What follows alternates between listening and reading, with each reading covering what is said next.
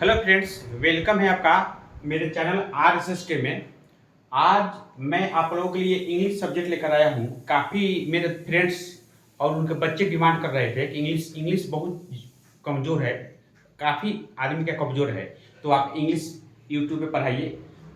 तो देखिए friends, English जो है बहुत लोकप्रिय है।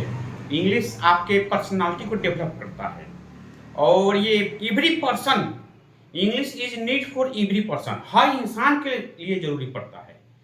ये आपको बहुत fast English clear, fast and clearly, यदि प्रैक्टिस करते हैं तो आप फास्ट बोल सकते हैं और क्लियर भी बोल सकते हैं। और ये हर इंसान के लिए जरूरी है, लेकिन काफी लोगों का कमजोर है ये इंग्लिश। इंग्लिश में मीडियम में बच्चे पढ़ते हैं, मैं देख रहा हूँ इंग्लिश मीडियम में स्कूल जाते हैं, लेकिन वो इंग्लिश बोल नहीं पा रहे हैं क्योंकि उनके सारे माहौल, घर पे भी सब कोई इंग्लिश हिंदी में बात कर रहा है, बाहर हिंदी में बात कर रहा है, तो इसलिए इंग्लिश का माहौल भी चाहिए आपको। ये ऐसा सब्जेक्ट है कि आपकी पर्सनालिटी को डेवलप करता है और ये बहुत ही मतलब लाइफ के लिए बहुत जरूरी है। तो ये इंग्लिश क्या है?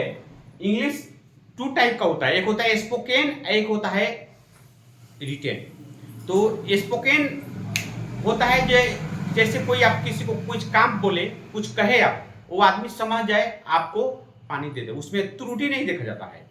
और इसलिए स्पोकन वाला इंग्लिश आपको अमेरिकन इंग्लिश कहलाता है। जो आप बोलते हैं, आज सामने वाला आदमी समझ जाता है इंग्लिश में और आपका काम कर जाता है, तो वो अमेरिकन इंग्लिश कहलाता है, यानी टूटा फूटा जो सब उसमें आ जाता है। और जो आई अब बोलते हैं शुद्ध इंग्लिश, जो ग्रामेटिकल के थ्रू हम पढ़ते हैं, वो ब्रिटिश इंग्लिश कहलाता है। ब्रिटिश इंग्लिश आपको एक एक चीज को देखते हुए, यानी शुद्धिकरण करेक्टली आपको ये बताता है। ठीक है, तो आइए, इंग्लिश क्या है? इंग्लिश क्या है तो इंग्लिश का डिफिनेशन भी है यहाँ पे। और सबसे पहले ये इंग्लिश के फादर किसे कहते हैं? इंग्लिश के who is father of English, English के पिता कौन है?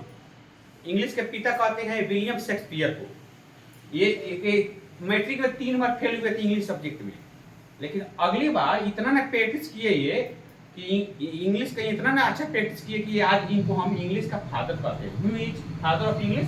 William Shakespeare. ठीक है। और क्या होता है कि जैसे व्हाट इज इंग्लिश, कोई पूछेगा English what is English, English का डिफिनेशन क्या है, डिफिनेशन इसका क्या है, तो आपको अभी यहाँ पे आना है। The language which is the most popular of the world. The language का मतलब वह भाषा, विच मतलब जो, मोस्ट पॉपुलर मतलब सबसे लोकप्रिय, ऑफ द वर्ल्ड दुनिया की, वह भाषा जो दुनिया के सबसे लोकप्रिय है, it is called English, English कहलाती है। The language which is the most popular of the world.